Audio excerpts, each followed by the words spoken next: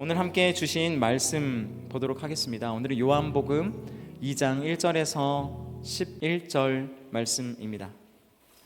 네, 저부터 교독하겠습니다. 3일째 되던 날 갈릴리 가나에서 결혼식이 있었습니다. 예수의 어머니도 그곳에 계셨고 예수와 제자들도 그 결혼식에 초대받았습니다. 그런데 포도주가 다 떨어지자 예수의 어머니는 예수께 와서 포도주가 다 떨어졌구나 라고 말해 주었습니다. 예수께서 대답하셨습니다. 어머니, 그것이 나와 당신에게 무슨 관계가 있다고 그러십니까? 아직 내 때가 이르지 않았습니다. 그러나 예수의 어머니는 하인들에게 말했습니다. 무엇이든 그가 시키는 대로 하라. 가까운 곳에 돌 항아리 6개가 놓여 있었습니다.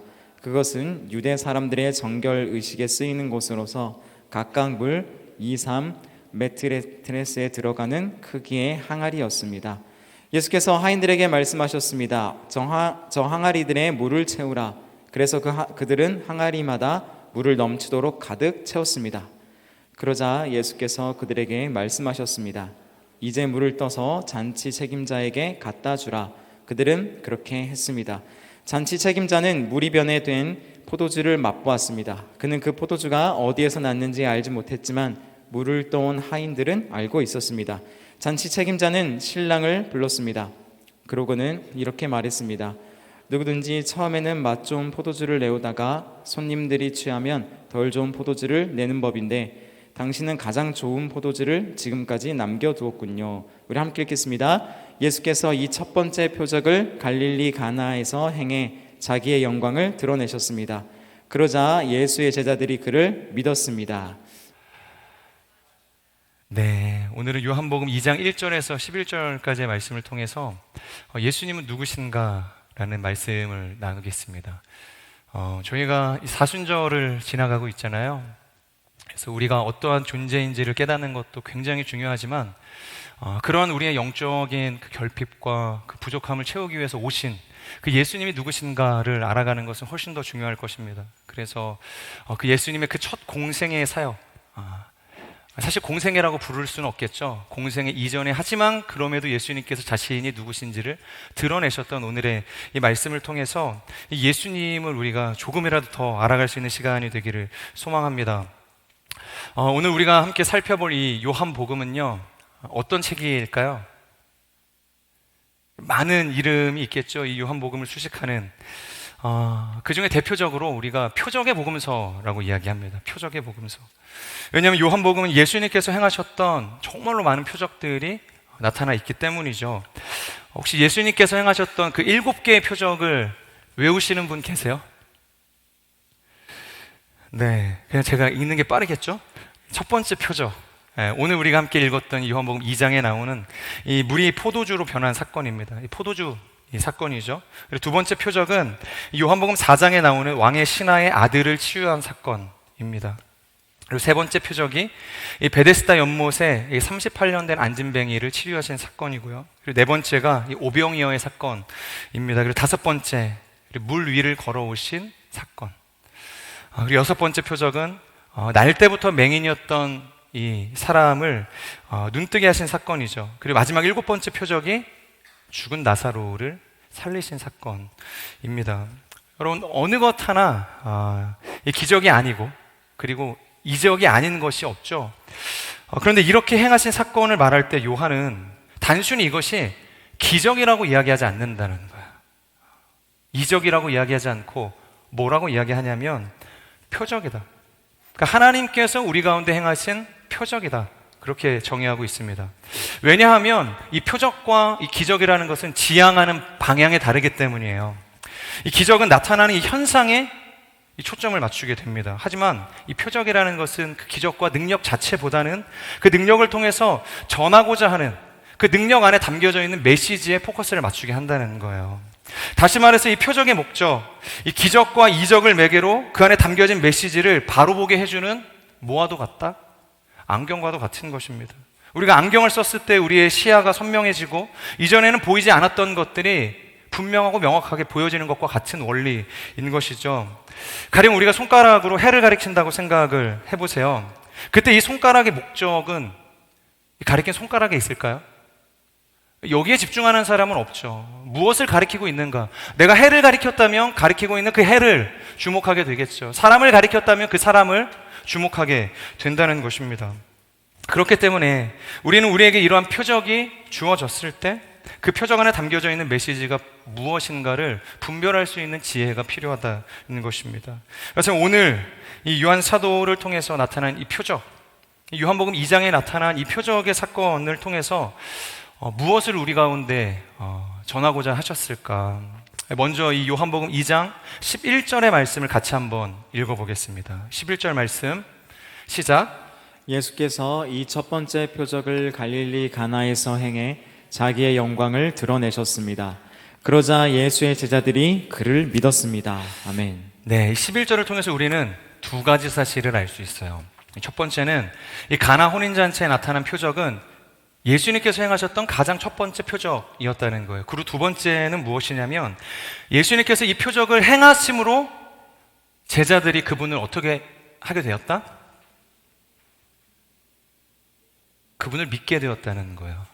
그러니까 예수님을 따라다니긴 했지만 예수님이 어떠한 분이신가를 최초로 믿을 수 있게 했던 사건이 바로 이 요한복음 2장에 나타나 있던 이 첫 번째 표적이었습니다. 저희가 방금 읽은 이 11절은 우리가 함께 나눌 이 결론 부분을 미리 읽은 것이에요. 그러니까 다시 말해서 예수님의 첫 번째 표적이 행해지고 난 한참 이후의 시점이라는 것이죠. 그러니까 이 말을 다르게 표현을 하면 예수님의 표적을 통해서 어떠한 메시지가 드러났다라는 거예요. 그것이 무엇이냐면 좀 전에 제가 이야기했던 것처럼 예수님이 누구신가에 대한 비밀이 드러나게 되었다는 것이죠. 아직 공생애를 시작하기 이전에 예수님이셨습니다. 그리고 스스로를 향해서 자신이 메시아라고 아직 밝히기 전에 이 사건이었다는 거예요. 하지만 이 첫 번째 표적을 통해서 예수님이 누구신지에 대해서 분명히 사람들이 알게 되었고 예수님 자신이 누군지에 대한 비밀이 벗겨지게 되었다는 거예요. 이처럼 이 요한복음 속에 나타난 표적은 오직 예수님 그분이 누구신지를 밝혀내는 것에만 모든 것을 집중하고 있다는 거예요. 그것이 이 저자 요한이 이 복음서를 기록하고 있는 유일한 목적이라는 것입니다. 그런데 여러분, 이러한 표적을 통해서 누구나가 다 예수님을 보게 되는 것은 아니에요. 누구나가 다 예수님을 그 표적을 통해서 믿게 되어지는 것은 아니라는 것이죠. 오히려 이 표적 때문에 주님으로부터 더 멀어지게 되는 사람들도 있는 것이죠. 바로 바리새인들이 그랬습니다. 그래서 예수님은 그들을 향해서 뭐라고 책망하시죠? 많은 표적을 보여주었지만 예수님이 누구신지를 믿지 않는 그들을 향해서 표적만 구하는 악하고 음란한 세대라고 책망을 하셨죠. 여러분, 표적은 선한 것이지만 이 표적이 아닌 이 기적에 그 모든 것을 집착하는 인생은 예수님으로부터 악한 세대라 이렇게 불려지게 될 것이라는 거예요. 사랑하는 여러분, 저는 우리의 인생이 이 화려한 표적에 취하는 인생이 아니라 그 화려한 이면에 담겨져 있는 정말로 이 표적이 무엇을 드러내고자 하는가 하는 그 진정한 그 메시지에 집중할 수 있는 인생이 되기를 축복합니다. 그렇다면 다시 한번 이 첫 번째 표적이 무엇을 나타내는가, 우리 2장 1절의 말씀 함께 읽도록 하겠습니다. 시작. 3일째 되던 날 갈릴리 가나에서 결혼식이 있었습니다. 예수의 어머니도 그곳에 계셨고. 네, 보통 요한복음을 보면 이튿날이라는 표현을 많이 사용하는데요. 오늘의 본문은 이튿날이 아니라 사흘째 되던 날이라는 표현으로 시작되는 것을 볼 수 있죠. 이것을 통해서 우리는 이 사흘째 되던 날에 어떤 특별한 일이 있을 것이다 라는 것을 유추해 볼 수 있는 것입니다. 구체적으로 이 사흘이라는 단어는 성경적으로 볼 때 변화의 시간, 무언가 새롭게 시작되어질 시간을 상징할 때 사용이 되어지죠. 가령 구약에서 요나가 물고기 뱃속에 있었던 시간도 사흘이라는 시간이었고, 예수님께서 죽으시고 부활하셨던 그 시간도 사흘째 되던 날이었습니다. 이처럼 사흘이라는 것은 무언가 총체적인 변화가 일어날 때 유대인들이 의도적으로 기수라는 서술하는 방식 중에 하나라는 것이죠. 다시 말해서 오늘의 본문은 무언가 일어날 것이다 라는 것을 암시하고 있는 것입니다. 자, 그렇다면 어떠한 변화인가? 우리가 본문을 함께 읽었던 것처럼 어떠한 일이 일어나고 있죠? 지금 예수님께서 그의 가족들과 제자들과 함께 어디에 방문하고 계시죠? 네, 가나의 혼인잔치. 이 가나에서 이루어진 이 혼인잔치에 방문하셨다는 거예요. 이 혼인잔치가 첫 번째 표적이 된다는 것은 굉장히 중요한 포인트를 가지고 있습니다. 이 성경에서는 하나님과 인간의 관계를 묘사할 때 뭐라고 표현을 하죠? 신랑과 신부의 관계로 많이 묘사를 하죠. 그래서 예수님은 신랑이라고 말하고 우리는 그분을 기다리고 인내하는 신부라고 표현을 하죠. 그리고 하나님이 아는 다른 우상을 숭배할 때 그것을 향해서 뭐 했다고 이야기하죠? 간음했다. 영적인 간음을 했다라고 표현을 하기도 하는 것이죠. 그래서 이사야서 62장 5절을 보면 이렇게 말합니다. 총각이 처녀와 결혼하듯 너를 지으신 분이 너와 결혼할 것이다. 신랑이 신부를 기뻐하듯 내 하나님께서 너를 기뻐할 것이다. 그리고 요한계시록 19장 9절에서도 이렇게 이야기하죠. 그러자 천사가 내게 말했습니다. 너는 어린 양의 결혼잔치에 초대받은 사람들은 복이 있다고 기록하라. 또 그는 나에게 말했습니다. 이것은 하나님의 참된 말씀들이다. 여러분, 이 요한은 이 사흘이라는 의도된 단어를 통해서 앞으로 예수님을 통해서 열리게 될 완전히 새로운 관계, 그리고 예수님과 더불어서 우리가 누리게 되어질 그런 새로운 삶에 대해서 지금 이야기하고자 한다는 것이죠. 그것을 나타냄에 있어서 이 혼인잔치보다 훨씬 더 완벽한 이 스토리 장치는 없다는 것이에요.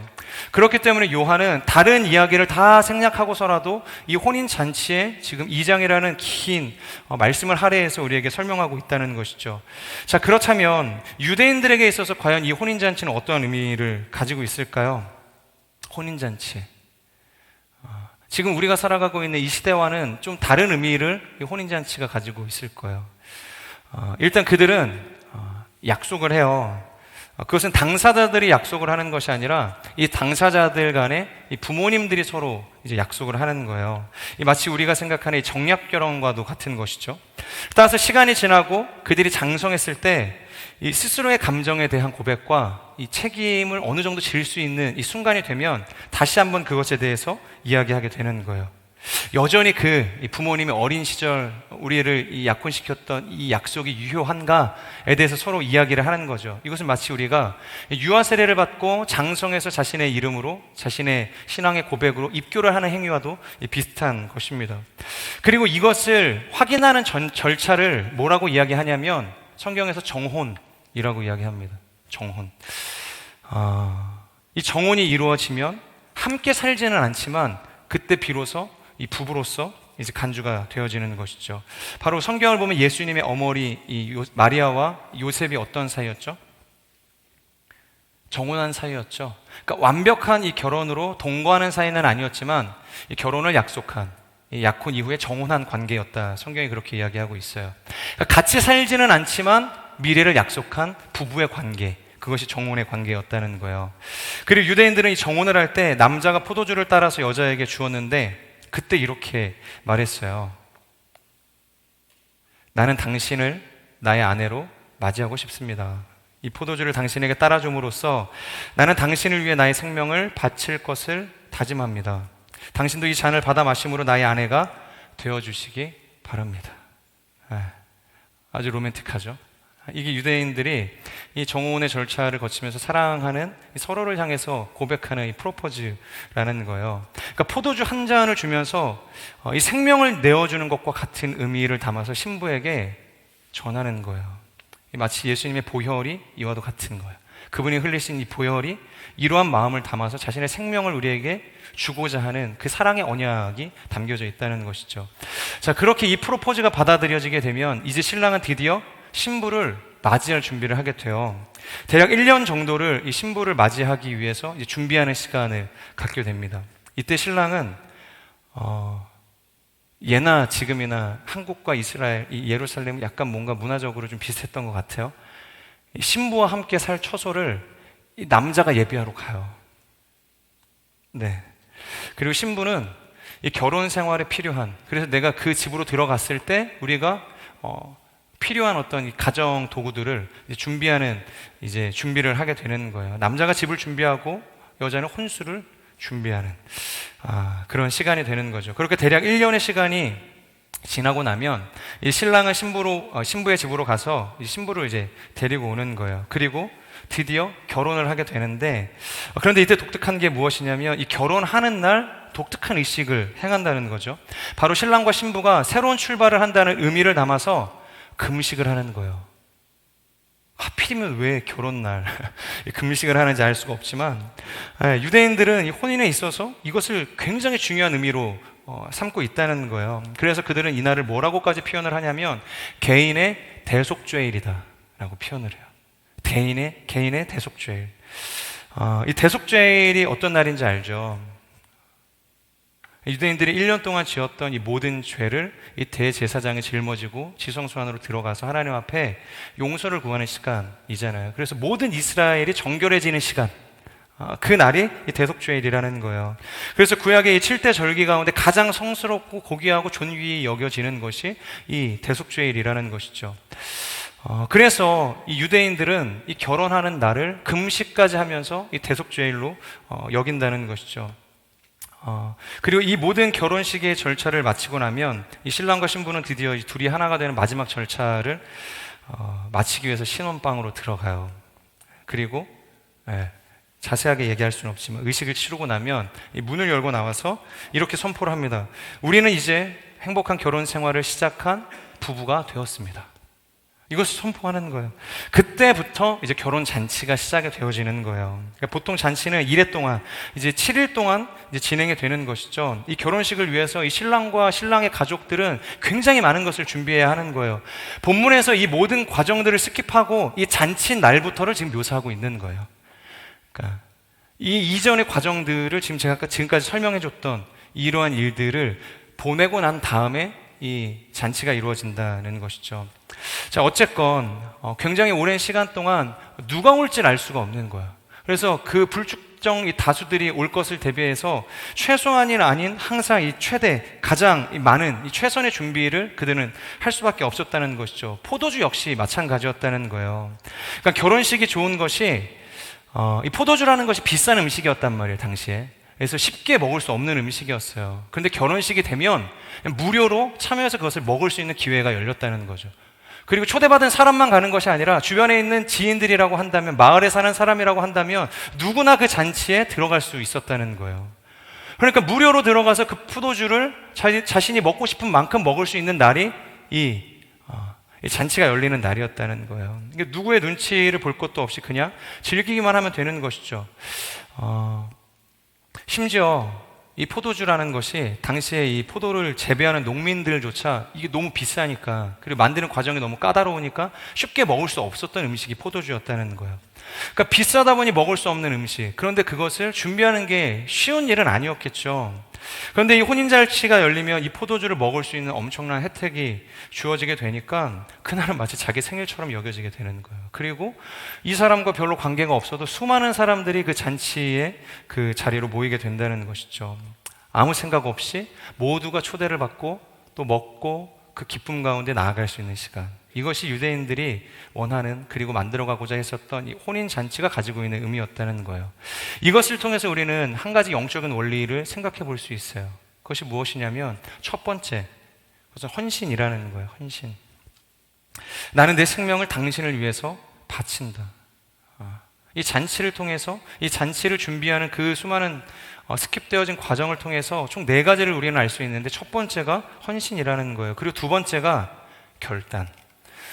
옛 삶을 청산하고 이제 개인의 대속죄일로 서로가 금식을 하면서 그 시간을 드리는 것은 내가 더 이상 과거의 메인, 이 죄의 메인, 다른 사람에게 마음을 주었던 그러한 삶을 청산하고 이제는 순결하고 정결한 신랑과 신부로서 당신만을 위해서 살겠다라는 결단의 시간이라는 거예요. 그리고 세 번째, 이 부부로서 하나됨의 의식을 치르게 된다는 거예요. 독립적인 개체로 살아가는 것이 아니라 하나 되는 존재로, 연합과 일치로 한 몸의 그 기쁨을 누리는 단계로 나아가게 된다는 것이죠. 그리고 마지막 4번째가, 이것은 공동체 전체가 하나 되는 의식이라는 거예요. 공동체 전체가. 그러니까 나만을 위한 축제가 아니라는 거예요. 그러니까 결혼을 해서 우리 가족만 기쁘는 것이 아니라 모두를 초청하고 모두가 함께 그 잔치의 기쁨을 누릴 수 있는 시간, 그것이 바로 이 혼인 예식이었다는 것이죠. 그런데 유대인뿐만이 아니라 우리에게 있어서도 이 혼인의 잔치는 굉장히 큰 의미가 있다는 거예요. 왜냐하면 이것이 이 예수님과 굉장히 밀접한 연관이 있기 때문이에요. 첫 번째, 어떤 연관이 있냐면 예수님은 항상 하나님의 말씀을 이루시기 위해서 헌신하시는 분이셨어요. 헌신. 그 하나님의 약속을 지키기 위해서 헌신하시는 분. 그리고 두 번째, 안식일에 배고픈 자들을 먹이기 위한 삶을 행하시고 결단하셨던 분이에요. 결단. 그리고 세 번째, 정죄받고 차별받았던 이방인 그리고 사마리아를 하나 되게 하시기 위해서 그들에게 복음을 전하셨던 분. 그러니까 모든 장벽을 허물고 그들을 모으셨던 분. 그러니까 하나됨을 이루셨던 분. 그것이 예수님이셨죠. 그리고 마지막, 궁극적으로 모든 사람들의 그 비루하고 비천한 삶을 축제로 바꿔주셨던 분. 이것이 혼인 예식에 담겨져 있는 예수님께서 우리에게 찾아오신 그 삶의 모습과 비슷하다는 것입니다. 그래서 예수님의 이 삶은 결혼식의 삶이라고 이야기할 수 있는 거야. 그래서 우리는 우리의 신앙의 삶, 우리의 믿음의 삶을 살아갈 때 이러한 잔치로 많은 사람들을 초청할 수 있어야 한다는 것이죠. 그냥 나 혼자 먹고 즐기고 그냥 구원에 취해서 살아가는 것이 아니라 하나님께서 맡겨주신 수많은 사람들을 초청하고 그 잔치의 기쁨 가운데로 모실 수 있어야 한다는 것이죠. 저는 우리의 신앙이 이 개인이라는 울타리를 넘어서 모두를 위한 신앙으로 나아갈 수 있기를 주님의 이름으로 축복합니다. 그러니까 나의 신앙이 누군가에게 민폐가 되고 눈치가 되고 배려를 받아야 하는 이런 수준 낮은 신앙의 삶이 아니라 도리어 수많은 사람들에게 이 어둠을 밝혀줄 수 있는, 이 소망의 메시지를 전할 수 있는, 그리고 기쁨의 메신저가 되어줄 수 있는 그런 인생이 되기를 주님의 이름으로 축복합니다. 자, 그런데 우리가 읽다 보면은 매우 흥미로운 지점이 있습니다. 그것은 바로 이 이야기에 혼인을 하는 당사자들의 이야기가 나오지 않는다는 거예요. 네. 결혼식의 주인공이 누구죠?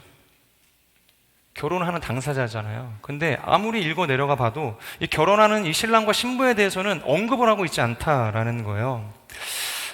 결혼식인데 주인공이 없다? 굉장히 독특한 설정인 것이죠. 가령 신데렐라 스토리를 쓰는데 주인공인 신데렐라는 등장하지 않는 거예요. 이 계모와 이 누이들만 나오는 것이죠. 이건 뭐 흥미를 위해서 그렇게 의도적으로 만들었다기보다는 굉장히 이상하다고 이야기할 수 있을 만큼의 복잡한 스토리인 거예요. 그렇다면 요한이 실수하고 있는가? 아니면 의도적으로 뭔가 요한이 이렇게 서술을 하고 있는 것인가? 우리가 생각을 해볼 수 있는 것이에요. 자, 아까 제가 표적이라는 게 뭐라 그랬죠? 표적을 통해서 우리는 뭘 알아야 한다 그랬죠? 그 안에 담겨져 있는 메시지를 발견할 수 있어야 돼요. 근데 이 첫 번째 표적의 주인공은 이 신랑과 신부가 아니라 예수님이셨다는 거예요.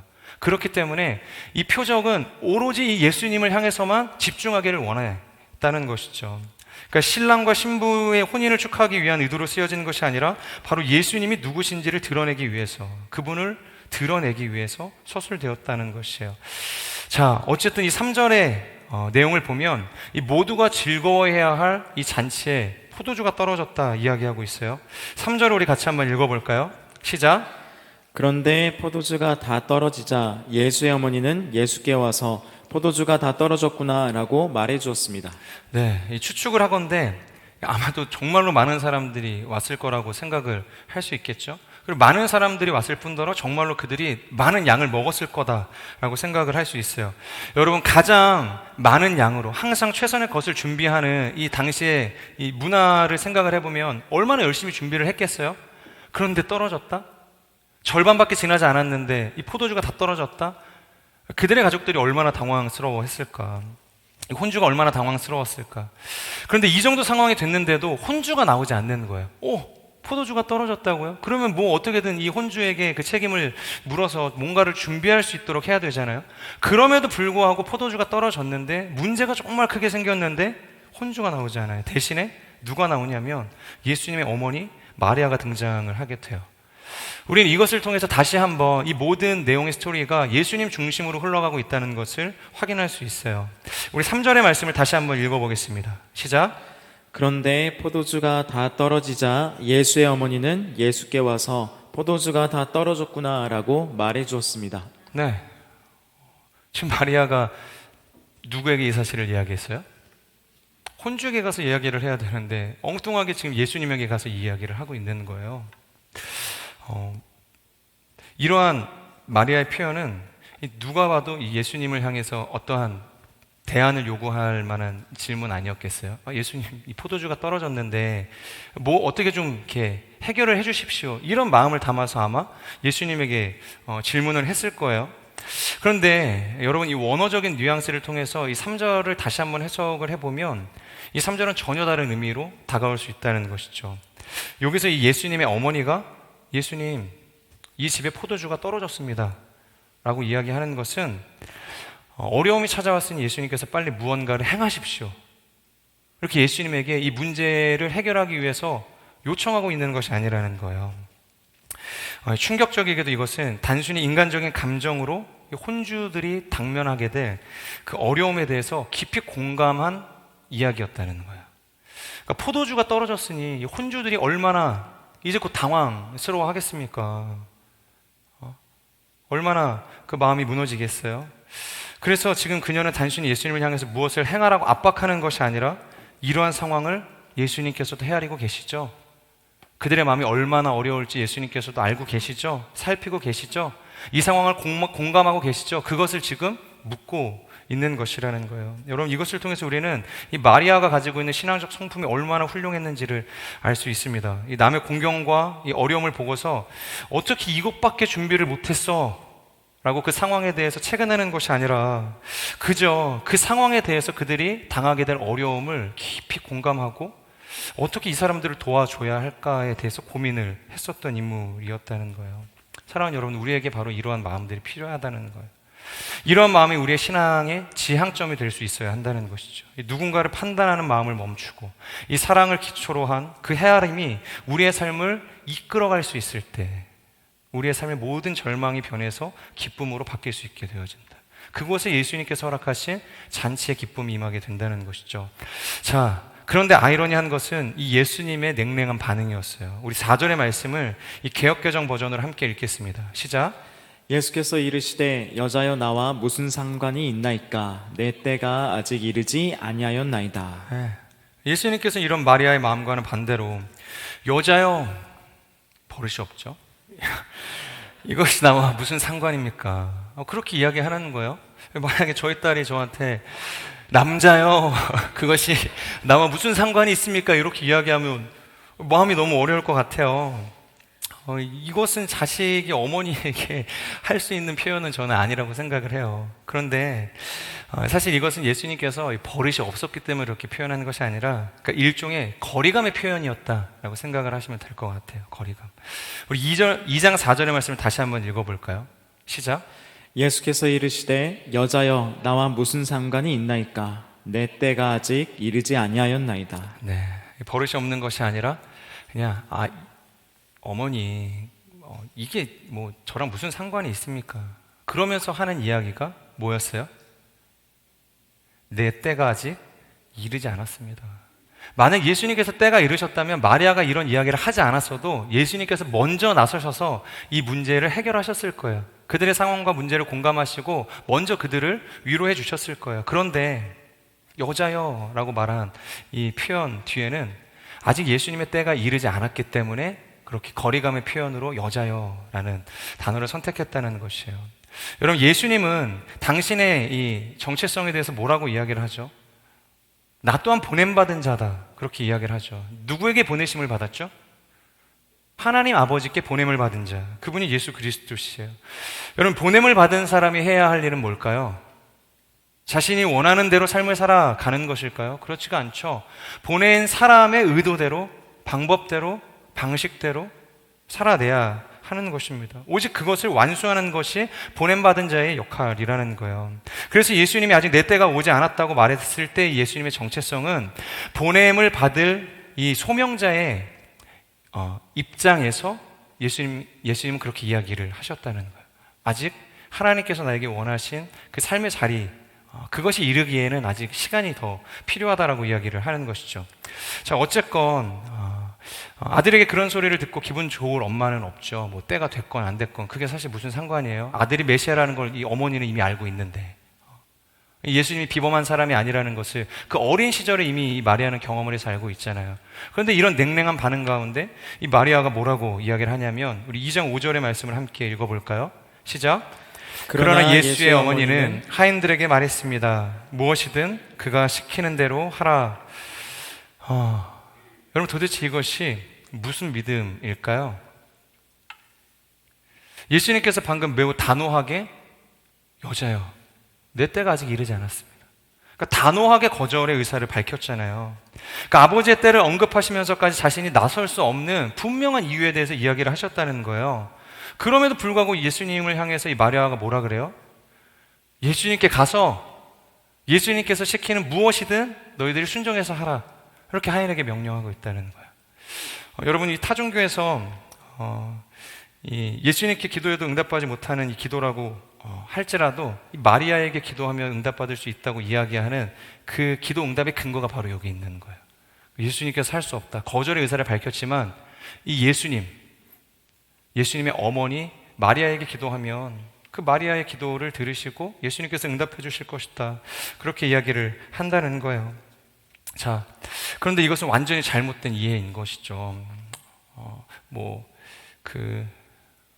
나중에 시간이 있으면 이 부분에 대해서 더 이야기를 하겠지만 어쨌건 이 하나님의 속성에 대해서 전혀 모르기 때문에 이렇게 이야기를 하는 것 같아요. 여러분, 명분도 중요하고 약속도 중요하죠. 그리고 조직을 운영하기 위해서는 이 매뉴얼이라는 것이 굉장히 중요해요. 그러니까 우리의 구원을 사실 이루기 위해서 이러한 것이 얼마나 중요하겠어요. 그렇기 때문에 우리에게 이 언약이라는 것도 있잖아요.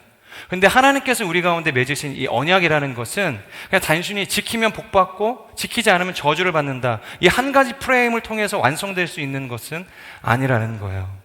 그렇기 때문에 사실상 이것이 마리아의 간청을 들었기 때문에 예수님께서 응답해 주신 것이 아니라 이 언약이 가지고 있는 또 다른 특징을 예수님께서 보여주고 계신 사건이라고 우리는 생각할 수 있습니다. 제가 과거에 그 언약에 대해서 이야기할 때 이 언약이 가지고 있는 이 히브리어적 표현이 뭐라고 했는지 혹시 기억이 나세요? 제가 베리치라는 단어를 사용을 했는데요, 이 두 가지 특징이 있어요. 이 언약이 이 실효성을 갖기 위해서, 그러니까 성사되기 위해서는 반드시 두 가지가 있어야 되는데, 첫 번째가 뭐였냐면 뭐죠? 네, 나왔어요, 자막이. 한번 읽어보실까요? 시작. 상호 간의 동등한 관계가 요구. 네, 이 서로의 지위가 이제 비슷해야만 사실 이 언약은 이루어질 수 있어요. 두 번째는 상호 간에 적극적인 의지가 있어야 돼요.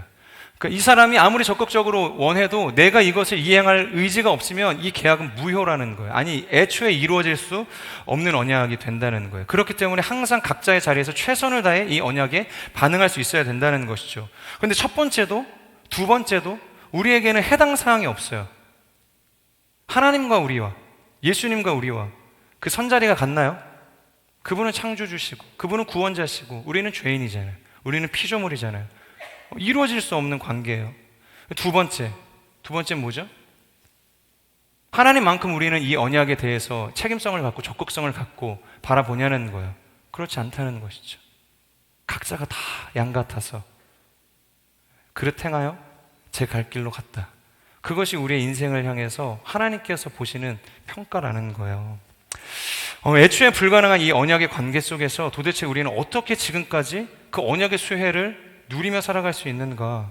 여러분, 그것은 전적인 하나님의 의지였다는 거예요.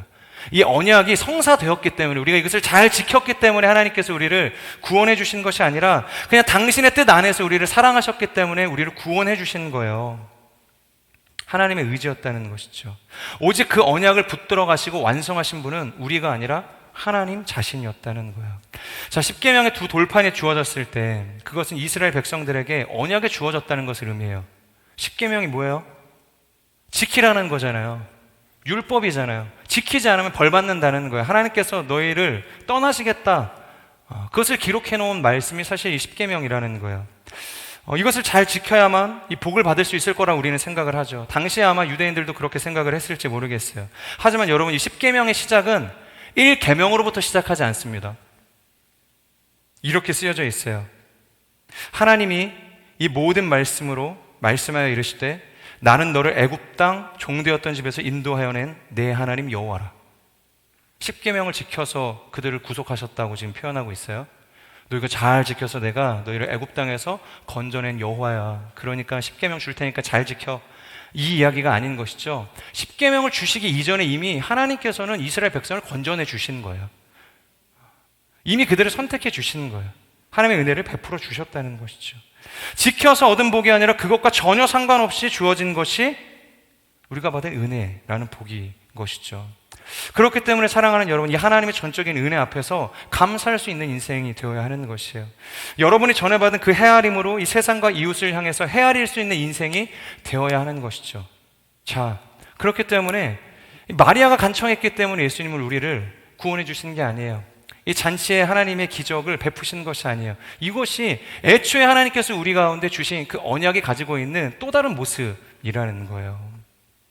어쨌건 이 마리아의 간청에 예수님께서도 마음을 돌리신 것 같아요. 이어서 요한복음 2장 6절의 말씀 우리 같이 한번 읽어보겠습니다. 시작. 가까운 곳에 돌 항아리 6개가 놓여 있었습니다. 그것은 유대 사람들의 정결 의식에 쓰이는 곳으로서 각각 물 2-3 메트레테스 들어가는 크기의 항아리였습니다. 네. 유대인들은 이 정결 예식을 매우 중요하게 생각을 했어요. 그래서 집을 들어갈 때도 항상 손을 씻고 먼지를 털고서 들어가는 것이 그들의 정결 관습이었다는 거예요. 어쨌건 잔치집이니까 매우 많은 사람들이 오기 위해서 그 정결례를 행하기 위해서 많은 물들을 준비를 해 놓았겠죠. 그리고 그 물을 담아두었던 큰 항아리가 있었을 거라고 생각이 되어져요. 성경에서도 그렇게 이야기하고 있고.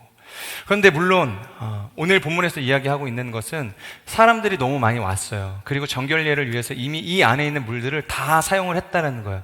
그러니까 결론적으로 물이 담겨져 있는 항아리가 아니라 다 비워져 있는 항아리였을 거라는 거예요. 그런데 본문을 보면 이 항아리 안에 얼마만큼의 물이 들어간다고 이야기하고 있죠? 물 2-3 메트레테스가 들어간다고 이야기하고 있죠. 그 돌 항아리 6이 그곳에 있었다, 이렇게 표현을 하고 있어요.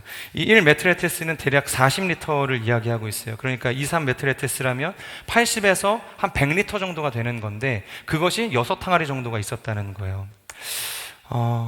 그런데 지금 예수님께서 하인들에게 그 빈 돌 항아리에 물을 채워서 누구에게 가져다 주라고 이야기하고 있죠? 연회장에게 가져다 주어라. 연회장에게 가져다 주어라. 그리고 요한복음 2장 7절에서 8절 보겠습니다. 예수님께서 그렇게 이야기하시죠. 시작. 예수께서 하인들에게 말씀하셨습니다. 저 항아리들에 물을 채우라. 그래서 그들은 항아리마다 물을 넘치도록 가득 채웠습니다. 그러자 예수께서 그들에게 말씀하셨습니다. 이제 물을 떠서 잔치 책임자에게 갖다 주라. 그들은 그렇게 했습니다. 네. 그 예수님께서 말도 안 되는 요구를 하셨잖아요. 그런데 이 장면에서 이것보다 더 놀라운 것이 있다면 그게 뭘까요? 뭘 것 같아요? 예수님께서 야, 항아리 비어 있는데 여기다 물을 가득 채워. 사실 뭐 지금이야 뭐 수도꼭지에다가 물 틀어놓고서 그냥 받아놓고 가져가면 쉽죠. 근데 당시에는 우물에서 그 물을 길러가지고 채워가지고 그걸 갖다 줘야 되잖아요. 얼마나 번거로운 일이겠어요. 큰 그 항아리를. 그런데 뭐라고 이야기하고 있어요? 7절에서 8절. 예수님께서 그렇게 명령을 했더니 이 하인들이 뭐라고 해요? 어떻게 행동하죠? 저를 보지 마세요. 네, 그들은 그렇게 했다. 네. 그러니까 예수님의 명령도 사실 되게 불합리한 내용일 수밖에 없어요. 그런데 그들이 그 불합리한 명령 가운데 순종했다는 거예요. 바로 이 예수님의 명령과 하인의 행함 사이에 그 어떠한 인터벌도 존재하지 않았다는 거예요. 너무 놀라운 것은 그 하인들이 예수님의 명령을 듣고 행하는 즉각성이었다는 겁니다. 그러니까 쉽게 말해서 주님이 명령했을 때 하인들이 아무런 이유를 예수님에게 묻지 않았다는 거예요. 물을요? 그렇게 물을 수 있잖아요. 안 물었다는 거예요. 항아리에 물을 가득 채우라고 했기에 그저 그 항아리에 물을 가득 채웠고 그것을 연회장에게 갖다 주라고 했기 때문에 그것을 갖다 주었다는 거예요. 여러분, 이 성경에서는 하인들의 이 즉각적인 행함 외에는 그 어떠한 것도 기록하고 있지 않다는 거예요. 여러분, 사실 이 믿음의 영역이라는 게 있잖아요. 우리가 하나님을 믿는다고 표현을 하잖아요. 근데 이 믿음의 영역이라는 것은 왜라는 질문을 던지는 게 굉장히 중요해요. 하나님 왜요? 갑자기 저한테 FA 20기 선교가라고 그러면 얼마나 당황스럽겠어요. 직장도 잘 다니고 있고 내 삶 지금 너무 안정적이고 잘 준비해서 지금 뭐 삶의 커리어를 쌓아가고 있는데 갑자기 기도하고 있는데 하나님 너 레바논으로 가, 인도로 가. 그러면은 뭐 거기에서 네 알겠습니다 순종하고 갈 사람이 얼마나 되겠어요. 그러고 간다 한들 즐겁겠어요? 이유를 알고 싶잖아요. 왜요? 왜 제가 인도를 가야 되죠? 제가 왜 레바논으로 가야 되죠? 그러니까 왜라는 질문을 던지는 게 굉장히 중요해요. 왜냐하면 믿음이라는 것은 단순히 이 자기 최면이나 거짓을 참으로 믿는 맹신이랑은 다르기 때문이에요. 그래서 믿음의 반대말을 우리는 회의라고 부르지 않습니다. 왜냐하면 우리는 이 외라는 과정을 통해서 더 깊은 믿음으로 나아갈 수 있기 때문이에요. 더 깊은 믿음으로 나아갈 수 있어요. 그러니까 믿어지지 않는 것을 믿으라고 하니까 믿을게요 하고 믿지 않는 삶을 살아가는 것보다 예수님 앞에서 야 믿어지니? 아니요 믿어지지 않는데요. 믿게 해주세요. 제가 왜 이걸 해야 되죠?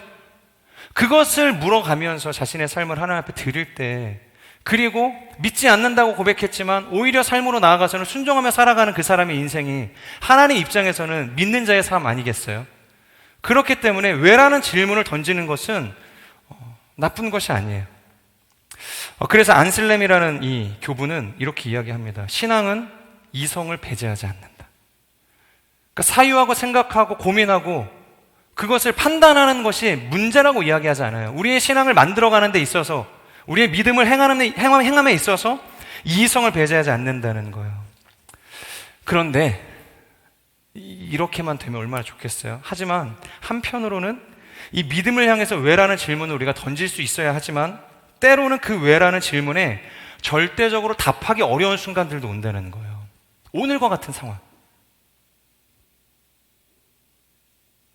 그렇기 때문에 신앙이란 때론 나의 이성과 판단에 부합되지 않을지라도 하나님을 향한 신뢰 속에서 나의 판단을 잠시 내려놓을 수 있어야 되는 거예요. 그리고 하나님의 판단을, 하나님의 명령을 내 속으로 받아들이고 행할 수 있는 결단이 필요하다는 것이죠. 그래서 우리의 신앙은 이해를 추구할 수 있는 믿음이어야 하지만 반대로 믿음을 실천하다 보니 이해에 이르게 되어지는 순간도 찾아오는 거예요. 말이 어렵죠? 네. 그러니까 왜라고 질문할 때도 필요하지만 왜라는 질문 없이 믿습니다 하고 그냥 믿음의 걸음을 걸어갈 때 나중에 깨닫게 되어지는 날이 온다는 거예요. 그래서 이 또 다른 터툴리안이라는 교부는 이렇게 표현을 해요. 우리는 믿기 때문에 믿고 난 이후에 하나님을 알게 되었다 이렇게 표현하지 않고 우리는 알기 위해서 믿는다 라는 표현을 써요. 그러니까 내가 예수님을 믿었더니 어떤 분인지를 알게 되는 거예요.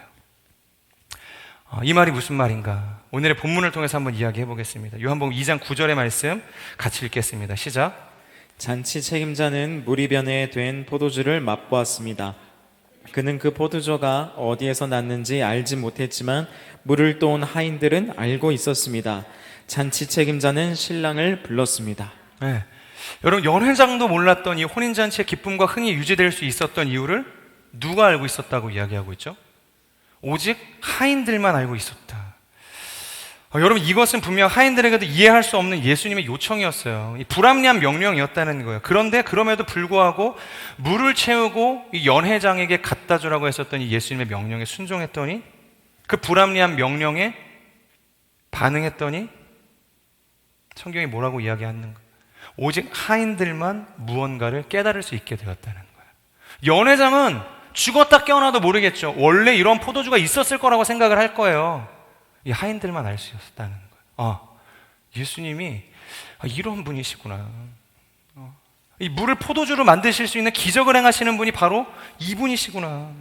그러니까 아무도 깨달을 수 없던 그 혼인잔치의 기쁨이 유지될 수 있는 그 비밀을 그 하인들은 얻을 수 있게 되었다는 거예요. 사랑하는 여러분, 우리의 삶이 언제나 우리의 계산 가운데 그리고 우리의 이해 안에서 세워질 수 있다면 얼마나 감사하겠어요? 하지만 그렇지 않는 경우들이 허다하다는 거예요. 너무 많아요. 최선을 다하지만 우리의 바람과는 다른 결과를 맞이할 때가 얼마나 많아요? 정말로 많은 것을 쏟아붓지만 우리가 쏟아낸 것에 비례해서 열매가 막 주어지고 그러나요? 그러지 않을 때가 얼마나 많은지 몰라요. 제발 최악만은 피하자고 속으로 간절히 외쳐보지만 보란듯이 최악을 마주할 때가 너무나도 많다는 거예요. 그럴 때면 우리는 낙심하고 절망하고 하나님을 원망하게 이르게 되는 것이죠. 우리의 연약함을 아시고 즉각적으로 나의 삶의 문제를 해결해 주시면 너무 좋은데 주님께서는 그런 인생의 순간 속에서도 먼저 우리에게 한 가지를 요구하실 때가 있다는 거예요. 바로 오늘 이 하인들에게 요구하셨던 그러한 순종. 이해되어지지 않지만 그럼에도 불구하고 예수님의 명령이라면 순종할 수 있겠니? 라는 그 믿음. 그것을 우리에게 원하신다는 거예요. 사랑하는 여러분, 하나님을 더 깊이 알아가길 원하시죠. 하나님의 더 깊은 사귐 가운데 우리가 세워지길 원하죠. 근데 성경은 다른 게 없다고 이야기하고 있어요. 오늘 본문이 증거하고 있죠. 그분의 명령에 조건을 달고 순종하라고 이야기하지 않죠. 조건 없이 순종해라. 이럴 때 왜가 아닌 믿음을 선택해라. 그렇게 우리의 삶이 결단하기 시작할 때 우리의 삶은 비로소 예수님이 누구신가에 대해 더 가까이 도달할 수 있게 되어진다는 것입니다. 우리 이어서 요한복음 2장 10절의 말씀을 같이 읽겠습니다. 시작. 그러고는 이렇게 말했습니다. 누구든지 처음에는 맛 좋은 포도주를 내오다가 손님들이 취하면 덜 좋은 포도주를 내는 법인데 당신은 가장 좋은 포도주를 지금까지 남겨두었군요. 네, 연회장이 묻죠. 이 신기한 상황에 즐거운 당황을 한 거예요. 보통은 처음에 좋은 포도주를 주고서 사람들이 취하면 그 다음에 좀 약간 물탄 포도주를 내주는 게 당시의 정례였던 것이죠. 그런데 지금은 많은 사람들이 취해서 사실 이게 좋은 포도주인지 아닌지를 분별할 수도 없는 상황인데 훨씬 더 맛이 좋은 포도주를 내오게 된 거죠. 그래서 연회장이 너무 기분이 좋은 거예요. 여러분, 이것은 물론 이 결혼잔치의 비유를 뜻하는 것이기도 하지만 우리가 신앙적으로 생각할 때 예수 그리스도의 구속자적인 이 관점에서 생각을 할 때 그리스도를 믿는 사람들의 삶이 얼마나 더 아름다워질 수 있는가를 분명하게 알려주는 거예요. 예수님을 믿으면 믿을수록 이 신앙의 삶을 살아가면 살아갈수록 더 우리의 삶의 행복과 기쁨과 구원의 감격으로 충만하게 되어질 것이다.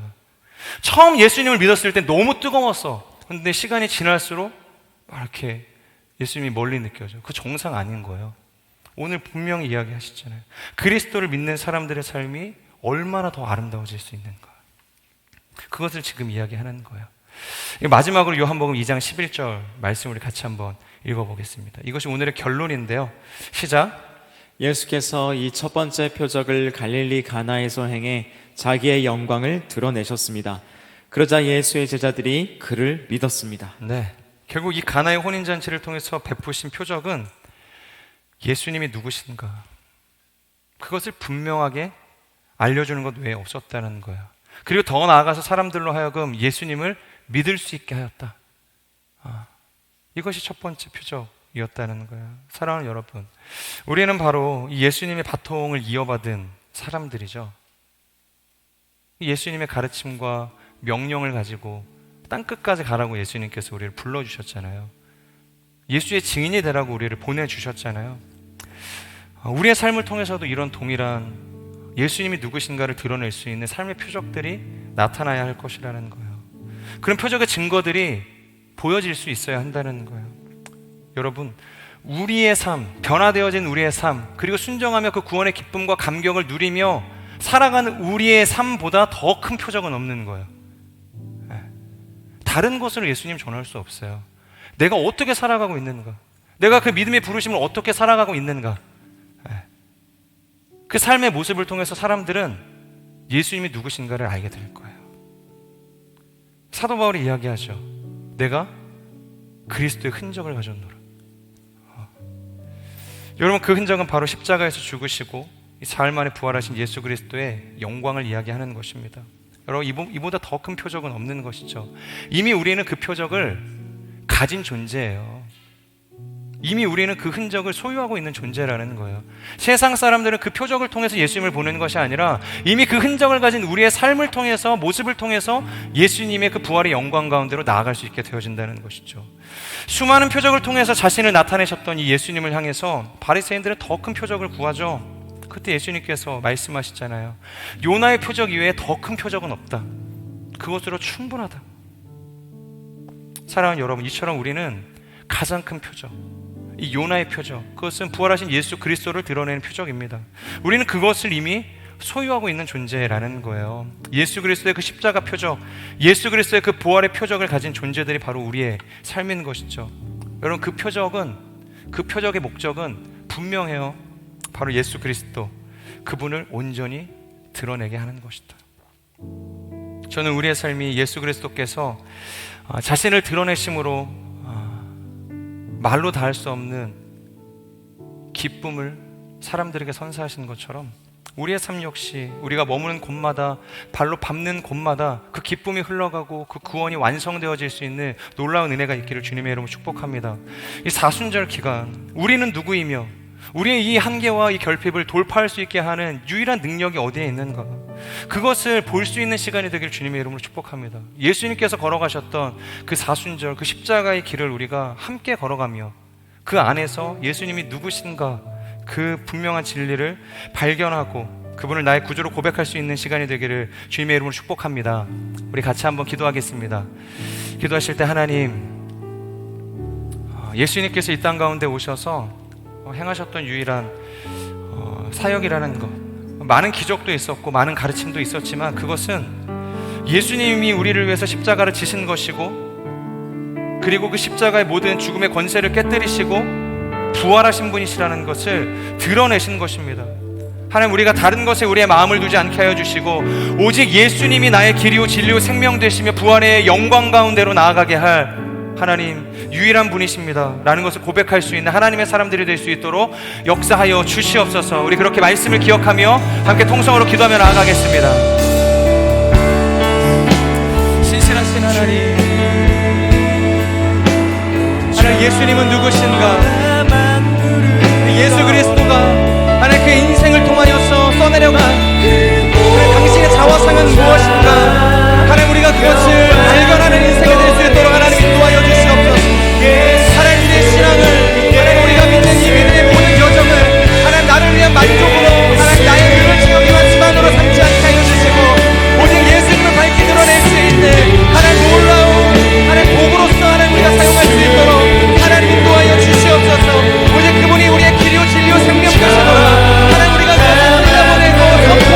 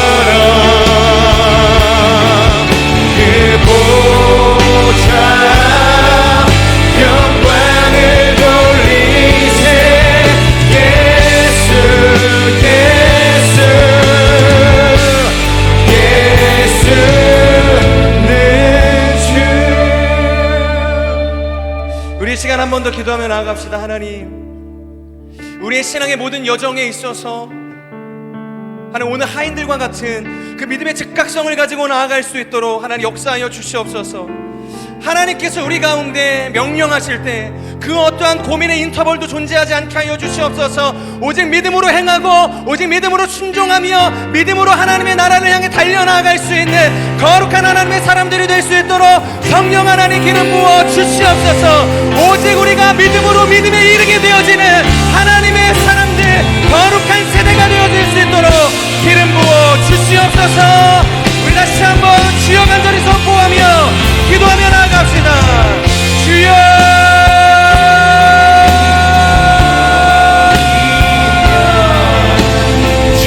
전능하신 하나님, 오늘 우리 각자의 인생 가운데 말씀하시는 그 예수 그리스도의 은총 가운데 우리가 만나며 나아가게 하여 주시옵소서.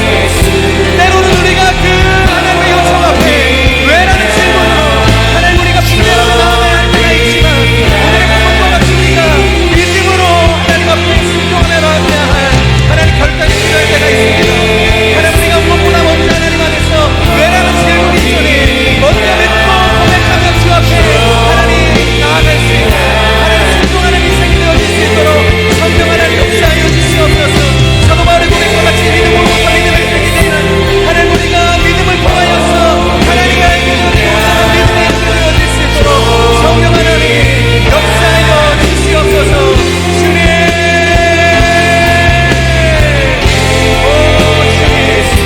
우리가 알기 때문에 우리가 주님을 믿는 것이 아니라 알기 위해서 주님을 믿고 왔습니다. 하나님의 사랑을 될 수 있도록 역사하여 주시옵소서.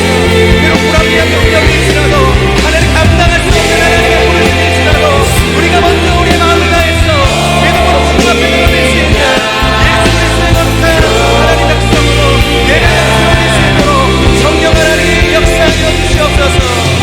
주여,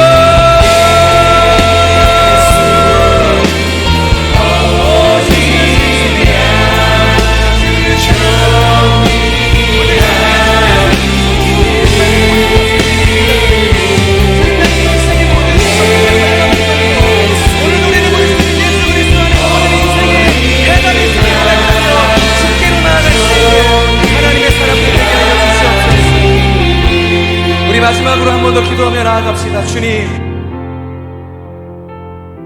요나의 표적 외에 더 큰 표적이 없다. 오직 예수 그리스도의 그 십자가와 그 부활의 표적 외에는 더 큰 표적은 없다. 주님이 말씀하십니다.